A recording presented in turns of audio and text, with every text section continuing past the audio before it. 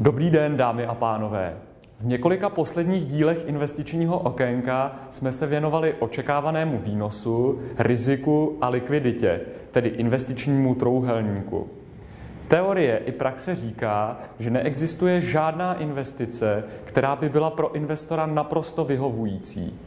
Nelze totiž najít investici maximálně výnosnou, přitom bezrizikovou a zároveň okamžitě zpeněžitelnou. Musíme hledat až druhou nejlepší variantu, ve které však budeme muset některý vrchol trojúhelníku obětovat, abychom jiný získali. Pojďme se dnes zaměřit již více prakticky na práci s klientem. Jak mu správně namíchat portfolio, jakou investiční strategii zvolit, co mu konkrétně nabídnout. Myslím, že teorie investičního trojúhelníku nám může být dobrým pomocníkem a můžeme se od ní odrazit. Pokusím se vás o tom přesvědčit. Setkáváte se s tím, že většina vašich klientů chce maximální výnosy? Kdo z nás by je nechtěl? Pojďme tedy předpokládat, že každý klient chce maximální výnosy. To je první tvrzení, ze kterého vyjdeme. Jenže co zbylé dva vrcholy investičního trojúhelníku? Riziko a likvidita? Ty tvoří dvě základní omezení pro očekávaný výnos. Klientova schopnost nebo ochota nést riziko a délka investičního horizontu zásadním způsobem ovlivní konečnou volbu investiční strategie. Čím více se totiž klient zdráhá podstoupit riziko, nebo čím kratší je jeho investiční horizont, tím méně dynamickou neboli konzervativnější a tedy méně výnosnou variantu mu můžeme doporučit.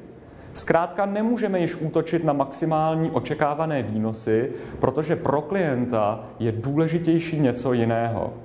Rozumíte, co chci říci? Vždy klientovi doporučujeme a nabízíme potenciálně nejvýnosnější investici, kterou si může dovolit vzhledem ke svému vztahu k riziku a délce investičního horizontu. To je potřeba vždy respektovat. Nejtěžší část práce konzultanta v investicích je odhalit klientův vztah k riziku a čas, kdy bude chtít přeměnit investici zpět na hotovost, tedy poznat omezení pro výnos. Pokud se nám to podaří, pak již není problém vybrat správnou investiční strategii. Jediný problém nastává v těch případech, kdy má klient kladný postoj k riziku, ale krátký investiční horizont, nebo se naopak bojí riskovat, ale má dlouhý investiční horizont. To jde proti sobě. Jeden faktor hovoří pro dynamičtější strategii, druhý naopak pro konzervativnější. Musíme hledat kompromis.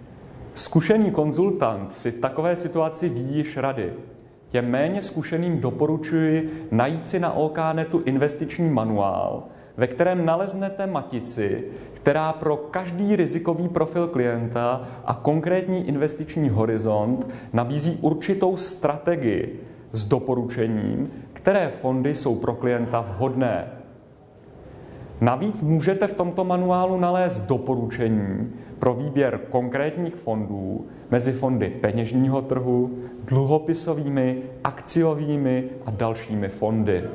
Na základě vhodně zvolené strategie vybrat konkrétní fond, to už je hračka. Nezapomeňte však, že to opravdové umění je naslouchat dobře klientovi a pomoci mu zjistit, jaký je jeho vztah k riziku a délka jeho investičního horizontu.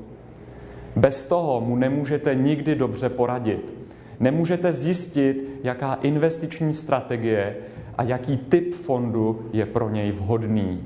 V oblasti pravidelných investic je situace mnohem jednodušší a určitě ji zvládnou i šikovní nováčci. Pro všechny klienty, jak pro ty, kteří se bojí, i pro ty, kteří jsou ochotni podstoupit riziko, při investičním horizontu alespoň 3 roky, pro ty všechny jsou vhodné investiční programy životního cyklu, jako je Evropský penzijní plán, OK Invest nebo Rentier. Dámy a pánové, investice jsou budoucností našeho oboru. Věřím, že společně zvládneme připravit se a uspokojit rostoucí poptávku klientů po vytvoření dostatečné rezervy na důchod nebo na rentu. Proto jsou ideálním nástrojem právě investice. Děkuji vám za pozornost a přeji mnoho úspěchů.